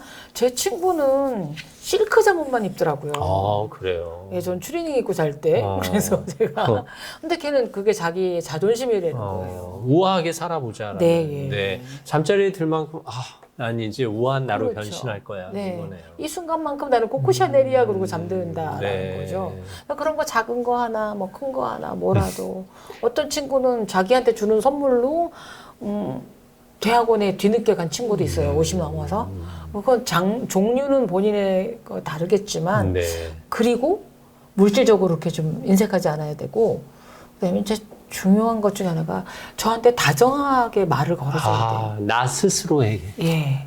제가 하는 말에 가장 빠른 청자는 저 자신이잖아요. 네, 맞아요. 근데 남들하고 이런 공적인 대화가 아니라 저 혼자 있을 때 중얼거리는 혼자 내뱉는 말이 얼마나 자기 비하적이고 자기 저주적이며 비참의 극치로 저를 마치 저주받은 인간으로 태어난 것 같이 묘사할 때가 많았어요. 우리 요즘 관찰 예능 보면 그 연예인들 나와서 네. 혼자 뭐 요리하고 뭐 네. 혼자 살아가고 뭐 심지어 네. 잠자리에 일어나서 혼자 운동하고 혼잣말 하는 모습들 많이 보여주잖아요. 네. 근데 거기에선 사된 표현 안 쓰고 상소리 안 하잖아요. 네. 그리고 스스로에게 관대한 모습이잖아요. 저도 언젠가부터 나 혼자 있을 때 누군가 날 촬영하고 있다라고 생각하기로 맞아요. 했어요. 맞아요. 그러면 나에게 훨씬 더 친절해지더라고요. 그렇죠. 네네. 예. 그걸 몰랐어요. 그러니까요. 저는 뭐 녹음기가 당시에 작동돼서 지금처럼 통화 기장이 있었다면 제가 저를 막 너무 원망했을 것 같아요. 이런 네. 말을 했으니까. 사실 그리고 우리 몸에 뭐 몇 조의 세포가 있다는데 네. 그 세포들이 다 인지를 하잖아요. 일단 귀가 들어오고 뇌로 가고 너는 그런 주제지. 깜냥이 그거밖에 안 되지라고 하게 되면 뭐 그래 네가 죽고 싶다는데 네. 뭐 자글자글 주름을 만들어주마 병의 세포를 만들어주마 이렇게 하지 않을까 싶어서 그러니까 제가 뭐 멋지다 대단하다 훌륭하다 차원이 아니라 이 정도면 잘하고 있다라고 제가 제 머리를 쓰다듬어서 아유, 그럼요. 사실 저희가 지금 대단한 이야기 주고받는 거 아니거든요. 실크 잠옷 얘기하시니까 저도 저의 마지막 루틴이 생각났어요. 선물 받아서 쓰기 시작한 건데요. 네. 자기 직전에 침대 스프레이 있잖아요. 요즘 베딩 스프레이라고 네네네. 하는 거, 호텔 느낌 나는 거. 오. 그거 한번 싹 뿌리고 자요. 그리고 눈 감으면 거기가 호텔이에요. 그러니까. 네, 그 향 쫙 나. 저는 눕자마자 30초 안에 잠들거든요. 오. 30초 동안 그냥 나 호텔에 누웠다 생각하고 잠들어요. 6성급 호텔에 가시는 네, 거죠. 네. 그리고 눈 감으면 화려하지 않아도 맞아요. 되잖아요. 맞아요. 네. 맞아요. 그 향기 하나만으로도 네, 그럼요. 하루가 달라지더라고요. 네. 저도 그 향에 굉장히 민감한 편이라 네. 옛날에는 이제 향수도 모으고 했는데 어. 나이 들어서 향수 너무 뿌리면 피하더라고요. 맞아. 그래서 침대 스프레이 정도로 맞아, 그 정도. 기분만 내시는 그다음에 거고. 약간의 화장실 디퓨저 정도. 네. 옛날에는 막 이거 비싼 거야 그러고 했다가 빈축을 많이 샀는데 네. 과하지 않게. 그럼요. 근데 하여튼 뭐라도 그러니까 과일 하나라도 제철에 맞아요. 비쌀 때지만 네. 제철에 싱싱한 걸로 좀 먹여주고 왠지 그 출세한 느낌이 들 때가 있어요. 한 번 덜 먹더라도 맞아요, 제철 딸기 맞아요. 먹자고요. 맞아요. 네, 네. 그거가 좀 습관이 돼 있어야 돼요. 맨날 어머니는 고등어가 싫다, 짜장면이 싫다고 엄마 너무 좋아하셨는데. 그것도 밤 9시 반에 마트 가가지고 그러니까. 그날 떨이 상품을 이렇게 좀 부족한 거 사오시지 말고. 나는 괜찮다, 니네 먹어. 절대 그런 일 안 합니다. 저는. 네, 그럼요. 예, be first. 나부터. 어머니는 프리미엄 과일을 좋아하셨어. 좋아하셨지. 뭐 이렇게 기억하게끔 네. 나 자신에게 관대한 삶을 살아보는 것도 우리의 삶의 지혜가 아닐까 싶습니다. 오늘도 많이 배웠습니다. 유인경 작가와 함께했습니다. 감사합니다. 감사합니다. 번개를 맞아야 내 삶이 바뀌는 거 아닙니다. 이 짧은 영상 하나 보고도 내 삶이 달라질 수 있습니다. 하나만 바꿔보십시오.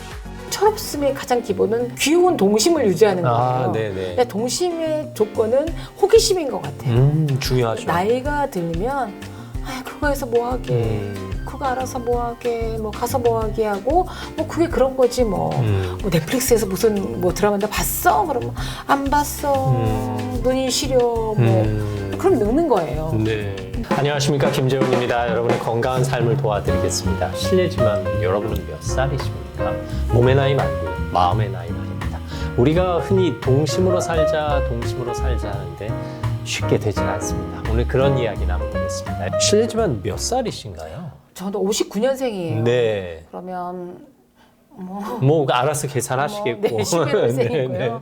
작년에 경로 우대증 예, 지공선서입니다. 지하철 아우, 공짜로 타는 카드를 받았습니다. 그러네요. 네. 부럽습니다. 저 네. 기차로 네. 많이 이용하거든요. 지방 가기 때문에. 예. 경로 우대 그러면 할인이 되더군요. 한 30%. 뭐 그 정도? 너무 좋습니다. 저도 가끔 지방 강연 갈 때 이 KTX 값이 꽤 비싸요. 꽤 비싸요. 네. 네. 그리고 지하철 뭐 지금은 기후 동행 카드를 네. 잘 이용하고 있습니다만 네. 그 사실 62,000원만 내도 행복한데 공짜라면 정말 행복하겠네요. 아주 공짜는 아니고 살짝 좀. 네네네네. 좋습니다. 그러면 마음의 나이는 몇 살이신가요?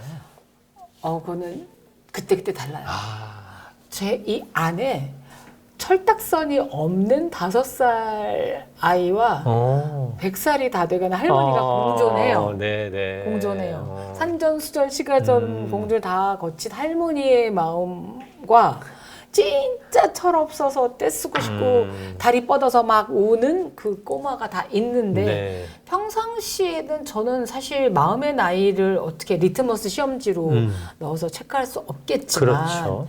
그러나 저의 모토가 있다면 이제 영원히 철들지 않게 그러니까 사실 동안보다 중요한 게 동심이라는 생각이 들어요. 네. 예, 법정 스님이 그러셨거든요. 우리가 늙어가지 않으려 애쓰지 말고 동심을 잃지 말고 살아야 된다. 정서감, 기대감이 없어지는 걸 걱정해야 된다라고 하셨거든요. 철이 든다는 거 우리가 뭐 습관적으로 쓰는 표현이지만 네. 구체적으로 어떤 거죠? 생각해 보니까 글쎄 쟨 철이 일찍 들었어 뭐 이런 얘기도 하고 쟨 철이 안 들었어. 사실 어린 시절에 주로 듣던 얘기란 말이에요. 네. 그만큼 성숙해진다? 아니 어른이 된다? 아니 노련해진다? 아니 뭐 의젓한 사람이라든가 의젓해진다? 사물의 이치를 알고 주변 상황을 봐서 무리한 요구를 하지 않는다라든가 자기가 그 있는 자리에서 최선을 다하는 모습이 철 있는 모습이었지만 그러고 살기에는 인생 100세가 너무 길어요. 너무 길어서 저는 뭐 누가 꼭 그 나이 연령 제한은 없지만 나이 차별이 굉장하거든요. 네. 섬찟할 때가 있어요. 어느 모임 가는 제가 최고령인 거예요. 하긴 뭐 저도 그럴 때가 있으니 그렇죠. 오죽하시겠어요. 방송에서 뭐 정말 저분은 나보다 분명히 나이가 많을 거야. 네. 선배님 그러고 나타나면 섬찟하기도 하고. 아니 지난달에 행사를 갔는데 출연 가수들이 전부 저한테 와서 인사를 하는 거예요. 그것도 선생님 하면서. 선배도 아니고 선생님이 네. 하잖아요. 게다가 심지어 무대 감독도 저보다 젊더라고요. 그러니까요. 대학생들 강의 가끔 하거든요. 네. 근데 너무 그때가 제일 곤란해요. 제 나이 3분의 1밖에 안 되는 대학생들. 네. 더구나 공부하는 분위기며 취업의 과정이 너무 다른 이 친구들에게 그들에게 볼 때는 거의 미이라로 보일 제가 아닙니다. 무슨 얘기를 해줄 수 있을까라 할 네. 때 가끔 나이 의식이 되긴 하지만 그냥 잊고 살죠. 격이 없이 지내는 것이잖아요. 젊은 사람들하고도 뭔가 내가 어른임네 하는 것이 아니라 조금 심정적 거리를 가깝게 두는 것도 철없는 삶 중에 하나가 아닐까 싶어요. 네, 근데 사람들이 철없다 그러면 막무가내다, 뭐 어리광을 부린다. 근데 그거는 아니고요.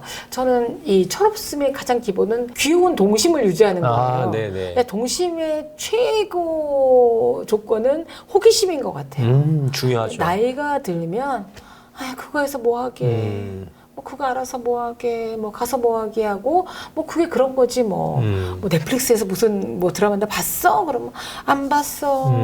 눈이 시려. 뭐 그럼 늙는 거예요. 네. 근데 뭐 저는 이제 젊은 개그맨들이 하는 피식대학이라든가 네네. 쇼박스라든가 막 열혈히 뭐 댓글까지 제가 찾아보고 하거든요. 젊어지려고 하는 게 아니라 그게 좀 웃기고.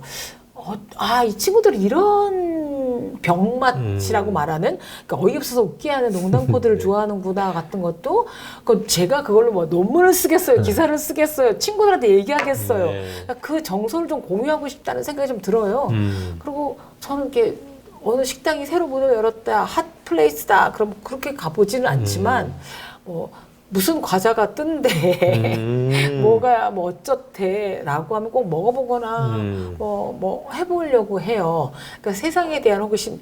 저는 마수회라고 매달 마지막 수요일이 문화예술의 날이어서요. 네, 그날은 맞아요. 어지간하면 이렇게 할인권이 발매되고 이 영화 티켓도 싸고. 네네, 노인도 이제 무료입장이 되고 그런 데 하는데 그 모임을 이제 4명의 5060 할머니들이 이제 유지를 하고 있어요. 벌써 거의 10년 가까이. 그래서 전시회를 보러 가요. 근데 인상파와 그림 본다고 제가 무슨 삶이 풍요로워지겠어요. 그냥 기껏 보면 아이고 르누아르는 뚱뚱한 여자를 그렸네. 뭐 이 정도지만 작품 하나, 뭐 음악 하나, 뭐 재미있는 뭐 글귀 하나, 길거리에 있는 핀 꽃 하나에 꽃이 폈네.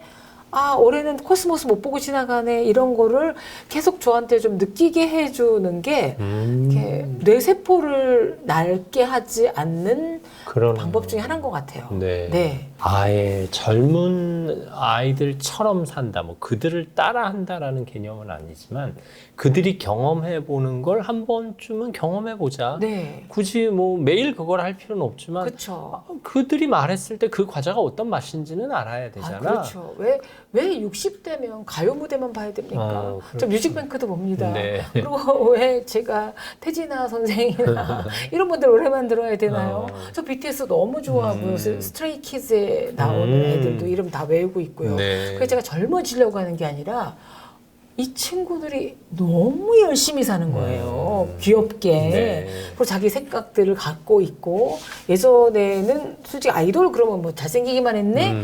노래도 잘 부르고 BTS는 칼 중에 심리학 철학 책도 읽고 정신분석학도 네, 공부하고 똘똘한 친구들이 있네. 뭐 이게 너무 재밌고요. 뭐 저 SNS를 안 해요. 저는 뭐 인스타그램이나 페이스북 안 하지만 저는 그렇게 되게 될 경우에는 제가 거기 늪에 빠질 것 같은 거예요. 너무 아는 사람 많기 때문에 김지연 아나운서 뭐 하나 네, 맞아요. 들여다보고 네. 댓글 좀 달아줘야 돼. 그건 안 하는 대신에 영화 보고 책 보고 뭐 이런 것들 좋아요. 저희도 이제 장인어른이 편찮으세요. 그리고 이제 요양보호사랑 네. 함께 생활을 하시는데 하루 종일 심심해 보일 때가 있어요. 이제 소리도 잘 안 들리시니까 요새는 텔레비전도 잘 안 보시더라고요. 네. 그래서 아내가 우리도 저 나이 돼서 저렇게 하루 종일 심심하면 어떡하지? 했을 때 저는 그래도 우리에겐 넷플릭스가 있잖아. 우리에겐 유튜브가 있잖아. 아버지는 그 재미를 모르셔서 그래. 우리는 계속 그 나이에도 그건 볼 수 있을 거야 라고 얘기를 하는데 그 우리 삶에 스며든 문화를 한번 좀 경험해 보려는 시도는 하셔야 될 것 같아요. 네. 저도 뭐 인공지능 저런 사용할 분야는 아닌데 얘들이 어떻게 생활을 바꿔갈지 어차피 지배를 받아야 된다면 네. 챗 GPT도 질문도 하고 거기 가서 걔가 사주도 봐주더군요. 챗 GPT가. 네. 그래서 제 사주 분석도 그리고 하고. 뭐 대화도 해주니까요. 일단. 그렇죠. 네. 그래서 거기 너무 이제 매몰되면 제가 인간관계 없어지겠지만 뭐 새로운 시도들도 하죠. 왜냐면 저는 술, 담배, 운동 이런 것들을 잘 안 해요. 운동까지도. 네, 숨쉬기 운동밖에 안 하긴 네. 하는데 그거에 남는 시간을 제가 재밌어지게 하는 뭐 여행이나 책 보기나 영화 보기나 뭐 극장도 가고 뭐 텔레비 다시 돌려보기도 하고 하죠. 예. 철없는 동심이 중요하다. 네. 철없다의 개념 어떻게 보면 어리광부리고 뭐 무모하다라는 차원이 아니라 네. 호기심이 많다라는 네. 차원으로 언급하셨는데요. 또 다른 철없는 삶은 뭘 추구하는 걸까요? 호기심 그러면 사람들이 좀 또 약간의 오해를 할 수가 있어요. 네. 저 사람 수술한 얼굴이지 뭐라든가 연예인 스캔들 갖고 저 사람 뭐 어쨌다매라든가 정치인들의 과거사 들추기라든가 이런 게 아니라는 거죠. 그러니까 타인의 사생활을 들추는 건 때로는 굉장한 폭력이 될 수도 있고 그럼요. 들추는 것만으로도. 네, 무례하고 나의 호기심으로 누구를 파괴시키는 게 아니라 내 건강한 호기심이 나를 재미있게 할 수 있는 것들을 찾아야 된다라는 거예요. 근데 저는 이제 인생에서 너무 우리가 의미 중심의 인생을 살았잖아요. 뭐 이거 하는 게 의미가 있는 일일까? 엄숙 근엄 진지한 시대를 사실 살아왔죠. 그래왔죠. 네. 이제는 조금 더 경쾌하게 살아야 되겠다라는 생각을 하고요. 이제 제 손자가 5살이어서 그 아이를 보면서 어린이답다라는 게 뭔가를 이제 공부를 해요. 동화책도 많이 읽어줘야 되거든요. 그거 괜찮으세요? 네. 잘 돼요? 저는 매일 개를 키우는 게 아니라 뭐 주말에 한 번 혹은 우리 딸 부부가 이럴 때 맡아보기 때문에 보여주는 것도 감질맛이죠. 오히려 그런 네. 마음으로. 그리고 이 아이가 계속 너무 이제 성장하는 과정이 보이기도 하고 제 딸 어릴 때 동화책 읽어주는 게 저에게 노동이었어요. 그쵸. 진짜 물에 젖은 솜처럼 집에 돌아왔는데 막 엄마 읽어줘 그러면 막 이렇게 저도 졸고. 근데 얘는 그게 의무가 아니잖아요. 그래서 제가 옛날에 동화책에 이런 게 있었지가 아니라 새로운 동화들은 전혀 달라요. 요새는 뭐 춘향전, 흥부전 이런 동화책 전혀 아닌 거죠? 아니고요. 철학적인 요소가 되게 많아요. 그래요? 예, 우리 엄마는 왜 바쁘지? 뭐 이랬고 일하는 엄마가를 아이가 이해하는 동화책도 나오고요. 그래요? 그다음에 언어가 달라요. 어린이집에서 배우는 언어가 달라요. 그건 불편해요. 그러길래 이게 무슨 말인가 했더니 네가 내 장난감을 가져가면 나 기분 나빠. 네가 나를 뭐 잡아 당기면 싫어라는 말을 불편하다라는 단어로 바꾸더라고요. 내 감정을 표현하는 연습이네요. 네. 그래서 아이들에게 어린이의 언어를 새로 배우는 거죠. 그 시각이 굉장히 달라요. 네. 그래서 사실 나이 들수록 네. 언어 능력이 필요하다잖아요. 네. 여러 나라 말을 해야 된대요. 네, 예. 남편의 나라, 아내의 나라, 아들의 나라, 딸의 나라, 며느리의 나라, 사위의 나라, 맞아요. 심지어 손주의 나라는 아주 새로운 언어니까. 완전히 새로운 나라고 신천지인데 사실 저는 제일 문화적 충격 받았던 게 직장 다닐 때가 아니라 결혼했을 때예요. 네. 시댁이 완전 이민 간 것 같더라고요. 저랑 같은 경상도인데 그런데도 사투리를 같은 데를 쓰는데도 불구하고 식습관도 너무 다르고 너무 안 드시는 거예요. 네. 문화 자체가 다를 수 있죠. 근데 많이 안 먹는데 계속 드시는 거예요. 며느리 되게 피곤해요. 저녁 먹으면 끝 해야 되잖아요. 그렇죠. 과일 좀 깎아봐라. 과일을 또 드신다고? 누가 선물한 과자 있다. 그거 내와야 되고. 너무 충격적이었어요. 1시간 지나면 주전부리 좀 먹나. 그러니까요. 맞아요. 과일 상자가 따로 있어서 과자 상자가. 그리고 주로 하는 대화 내용도 달라요. 예. 관심사도 다르고 뭐 그런 것들이 이 나라에 어떻게 적응을 해야 되지? 라는 생각이 들었는데 이제 이 계층별 개별마다 상처받지 않고 내 원형질이 손상받지 않아서 동심을 유지하는 비결은 일단 호기심도 가져야 되고요. 아이들을 좀 관찰해 보면 알죠. 네. 아이들이 낙관적이에요. 그렇죠. 매사에. 네. 툭툭 털어요. 막 싸워서 이러다가 무슨 사건의 현장이 될 것 같은데 그 3부대 보면 가자! 그러고 같이 놀아가는데 우리는 어떤 말 한마디에 서로 비수 찌른 듯이 한 다음에 철천지 원수가 되거나 뭐 신경정신과 이제 건강과로 바뀌었지만 약을 복용해야 되고 상담받거나 이 지경에 이르는데 어릴 때는 왜 이렇게 트라우마가 있었다 하더라도 나중에 이제 발현되긴 하겠지만 이게 뭘까 보면 제 경우에 그게 그건 것 같아요.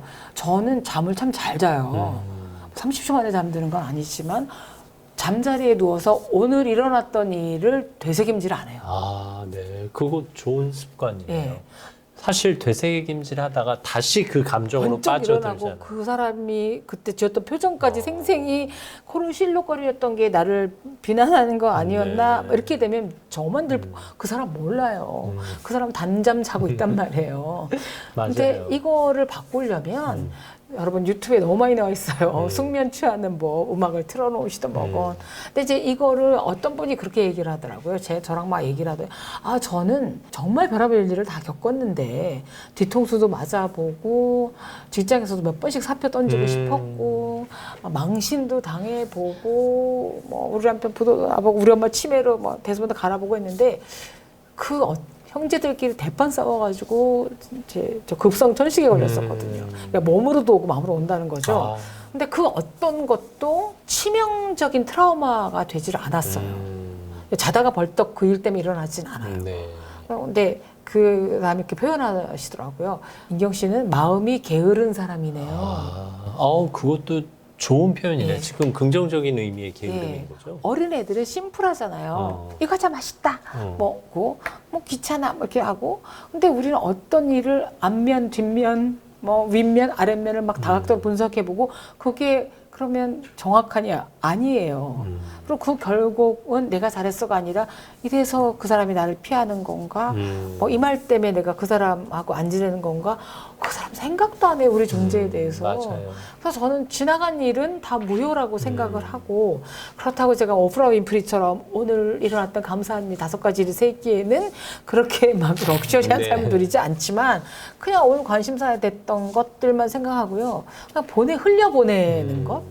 아이들이 보면 너 기억나? 그럼 기억 안 나잖아요. 용량의 차이가 아니라 그냥 흘려보내는 마음. 어린이답게. 한번 싸웠어도 흘려보내는 마음.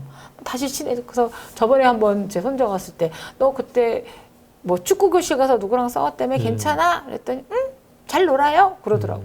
저도 나이가 들면 실수나 실패가 줄어들 줄 알았어요. 네. 근데 오히려 실수는 더 많아지고 네. 실패는 크고 작은 것들이 더 잦아지는데 네. 하나 달라진 게 있다면 네. 그 실패나 실수에 연연해 하지를 않더라고요. 네. 젊은 시절에는 그것 때문에 기를 쓰고 내가 왜 그랬지 하면서 3일 밤 3일 낮을 땅을 치며 후회했는데 지금 또 그랬네 그냥 하고 넘기게 되더라고요. 생각해보니까 이게 어린아이들의 삶의 모습이기도 하네요. 그러니까 나이 들면 치명적인 실수 내가 뭐 사람을 잘못 봐서 네. 사기를 당했다라든가 뭐 내가 뭐 운전을 뭐 잘못해 이런 것도 있겠지만 어떻게 할 수 없는 실수가 있어요.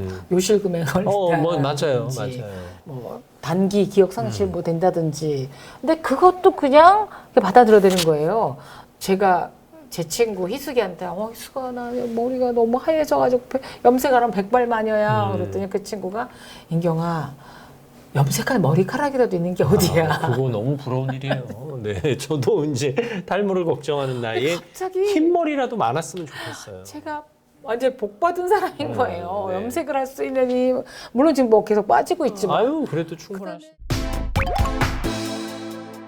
정혜윤이라는 PD 네. 겸 작가 너무 제가 좋아하는 작가인데 그분이 그 얘기를 하는 거예요. 이 우주에서 이야기를 전달할 수 있는 유일한 존재가 사람이라는 거죠. 그렇죠. 따지고 보면. 동물들도 말인 것 같은 울음을 통해서나 노래를 통해서 전달하지만 스토리텔링을 못한단 말이에요. 그러니까 우리 모두 다 이야기 보따리를 갖고 있는데 그 이야기 보따리가 자랑이라든가 딴 사람에 대한 경멸이라든가 하면 누가 만나겠어요? 나 이번에 뭐 저번에 그냥 투자한 재개발 때인데 재수없지 않습니까? 그냥 속으로 혼자만 즐겨 하지. 그러니까 피부 좋다 그러면 뭐 이게 아니라 유전자야 뭐 이런 거라든가 네. 우리의 이번에 뭐 어디 갔어 이러면 안 만나고 싶은데 제가 실수담을 얘기해 주면 그때 겪었던 건 당신 잠깐 망신스러울 수가 있어요. 저는 뭐 말도 못해요. 뭐 저는 이렇게 계단에서 굴러 떨어진 적도 있고요. 그러셨어요? 웃다가 다치지는 않으셨어요? 엉덩방아를 찌으면서 계단 내려왔어요. 층층층층층. 근데 그랬다 그러면 애들이 막 너무 웃어 죽어요. 그리고 별의별 일 다 겪었죠 뭐. 회사 출근을 그때 화양연화라는 네네 있었죠. 엄청 인기였을 네네. 때 장만옥의 치파오의 감동을 받아 그 홍콩에 출장 갔을 때 샀어요. 그래서 그걸 출근 신문사를 다들 차마 뭐라고 말을 못하고 외면을 하더군요. 그거 입고 그날 점심 약속이 중국집이었어요. 중국집. 네. 그래서 그때는 진짜 남사스럽기가 짝이 없어서 네, 했는데 음식 서빙하셨어야 될 것 같은데. 맞아요. 그러지 않고 깜짝깜짝 놀라더라고요. 어떤 똑같은 색깔이었어요. 그러나 이게 20년 전 일인데 웃으면서 얘기하잖아요. 맞아요. 웃으면서 얘기하잖아요. 제가 저지른 실수들. 하여튼 뭐 많아요. 중학교 때 무슨 대회에서 상을 타서 연단에 올라갔어야 됐거든요. 근데 제가 스타킹을 신는데 이게 밴드 스타킹을 신었는데 그 밴드 스타킹이 좀 내려왔던 거예요.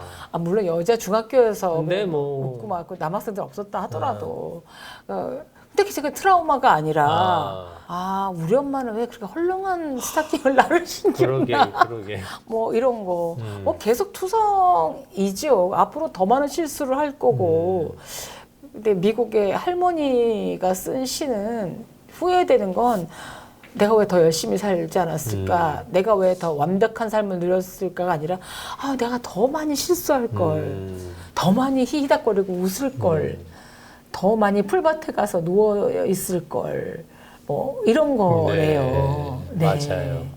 지금 정리를 해보니까 이제 그나마 우리가 동심으로 돌아가서 젊게 살 수 있는 건 어린이들을 잘 관찰해야 되고 그렇죠. 그들이 갖고 있는 호기심을 네. 닮아가야 되고 네. 그리고 훌훌 털어버리는 그들의 마음을 배워야 맞아요. 되고 그리고 실수나 실패에 연연해하지 않는 마음을 배워야 된다. 네. 이런 개념이네요. 네. 어떻게 보면 어린이처럼 산다는 건 해볼 만한 일이고 그들은 새로운 것에 도전할 때 큰 용기가 필요하지 않잖아요. 그냥 하잖아요. 수능하면 되는데. 네. 근데 우리는 뭔가 해도 될까?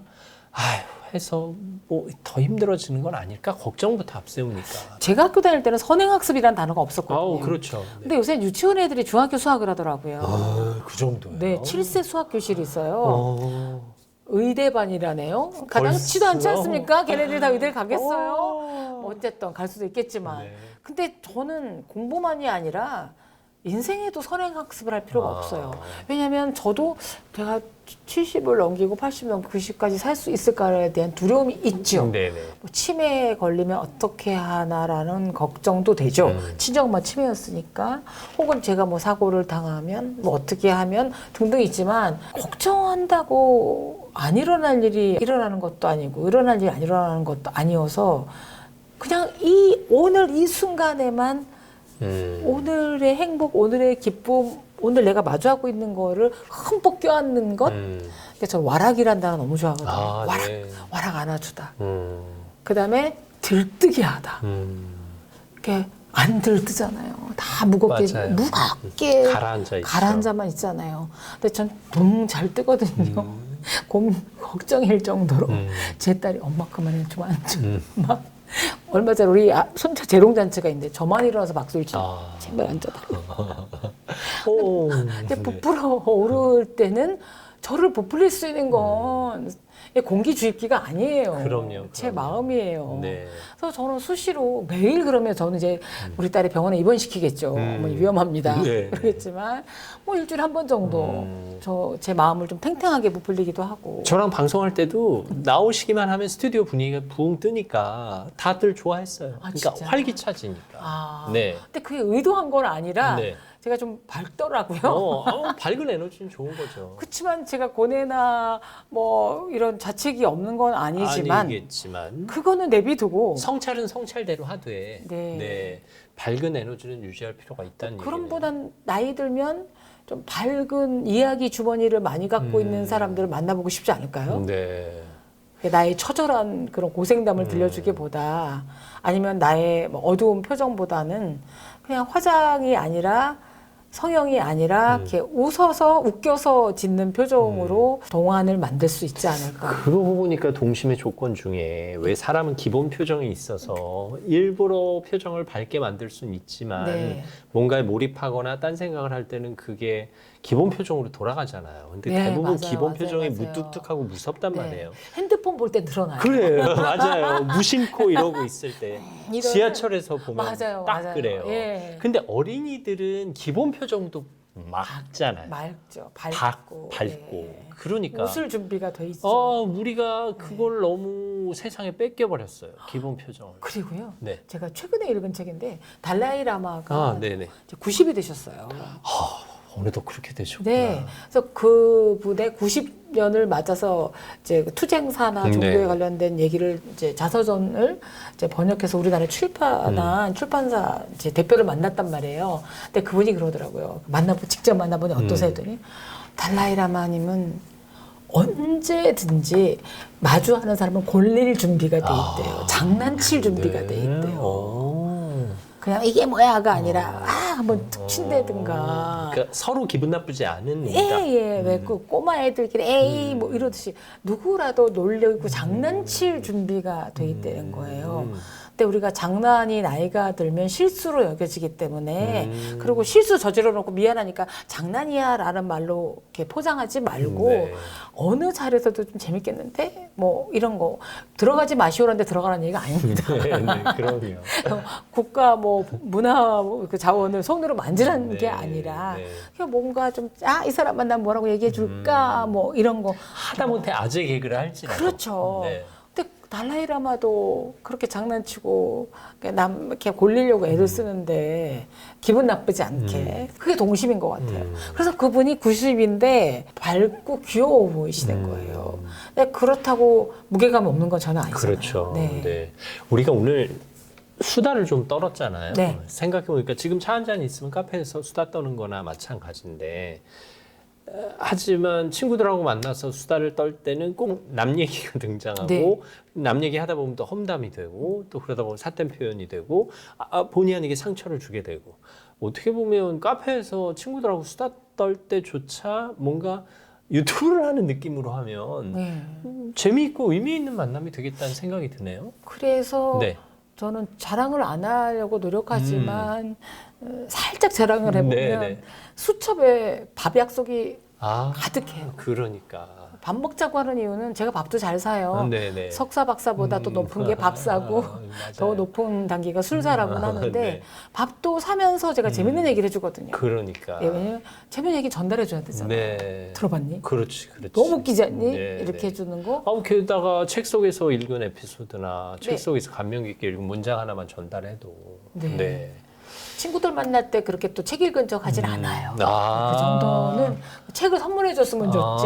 그것도 책을 또- 인용하지 않아요. 제가 그것도 조심해야 될 일이네요. 어떻게 보면. 김재원님의 이게 네. 뭐 지적인 또 아유, 왜 유튜브니까 그러세요? 와서 제가 저 그렇게 막 수다 떠는 아줌마 아니에요라고 이제 이미지를 좀 바꾸기 위해서 좀 몇 권의 책을 인용했을 뿐 그런 때 가서 제가 읽은 책이 일상에서는 또 책 안 얘기를 해요, 안 안 해요. 해요. 제 이야기를 듣고 싶지. 그렇죠. 책 이야기를 저로부터 전달받고 싶어 하지 않잖아요. 그것도 또 신경을 써야 되네요. 예. 네. 그러면 사실 우리 인생에서 뭔가 충전해야 할 때가 있잖아요. 내 인생의 배터리, 마음 배터리, 체력 배터리, 두뇌 배터리가 다 떨어졌어요. 그때는 충전기 꽂아서 충전해야 되잖아요. 뭐 남자들은 뭐 사우나를 가거나 뭐 등산을 가거나 뭐 여자들도 뭐 스타벅스에 가서 뭐 치즈케이크에다가 뭐 아메리카노를 한 잔 마시거나 이런 것도 좋지만 나만의 고유한 충전 방법, 나만의 충전기가 혹시 있으세요? 저는 그렇게 막 침잠하지는 않지만 네. 뭐 지치고 피곤할 때는 옛날 일기를 봐요. 아, 그것도 정말 눈물 없이는 볼 수 없는 눈물 자국으로 잉크가 번진 일기도 있어요. 네. 근데 너 잘 견뎌왔네. 토닥토닥 할 수 있겠네요. 저를 토닥토닥 거려주고요. 저는 어릴 때부터 제가 위너, 승리자보다 서바이버가 되는 게 항상 목표였어요. 그래서 경향신문에서 저는 정년퇴직까지 버텼거든요. 네. 그래서 혼자서 돋보이는 위너는 세상을 많이 이끌겠죠. 그렇지만 더불어 손잡고 갈 수 있는 서바이버들을 많이 만들어서 친구들도 토닥거려주고 그 이전에 저를 좀 토닥거려고 되게 애를 쓰죠. 네. 그래서 그 일기장에서 아직 못 버리고 있어요. 제가 그리워서가 아니라 네. 이런 시절도 겪었어. 가끔 부작용도 있어요. 옛날 일기다 보다 보니까 너무- 우리 남편이 저한테 썼던 각서가 나오더군요. 네네. 각서 찢었어요. 사면해줬어요. 유효기간 또 끝났고. 예. 과거의 일기를 봄으로써 현재의 내 삶을 충전시킬 수도 있겠네요. 충전시키고 감사하죠. 네, 잘 감사하죠. 버티고 생존해낸 나를 토닥거리며 네. 위로하는 삶. 네. 네. 완벽하거나 대단하진 않지만 이 정도라도 괜찮다 인경아라고 제가 제 머리를 쓰다듬어 주는 거죠. 네. 지금부터 말씀 듣고 나니까 어린이들을 좀 관찰해서 그들의 삶을 좀 배울 필요가 있어요. 일단 호기심 갖는 것도 그렇고 갈등을 툴툴 털어버리는 것도 그렇고 네. 실수나 실패에 연연해하지 않는 것도 그렇고 뭔가 새로 도전할 용기를 얻는 것도 그렇고 우리의 삶 속에서 우리가 유치원생에게도 배울 것은 분명히 있다고 하니까 네, 그들의 삶을 또 배워서 동안 유지하는 것만큼 동심을 유지하는 것도 삶의 목표로 삼아 보겠습니다. 네. 오늘도 즐거운 시간 감사합니다. 유인경 작가와 함께했습니다. 감사합니다. 감사합니다. 주변의 어린이부터 좀 찾아봐야 되겠습니다. 그들의 삶을 보고 행동 하나, 동작 하나부터 배워보도록 하죠. 자, 저는 다음 시간에 또 여러분 곁에 있겠습니다. 오늘도 감사합니다.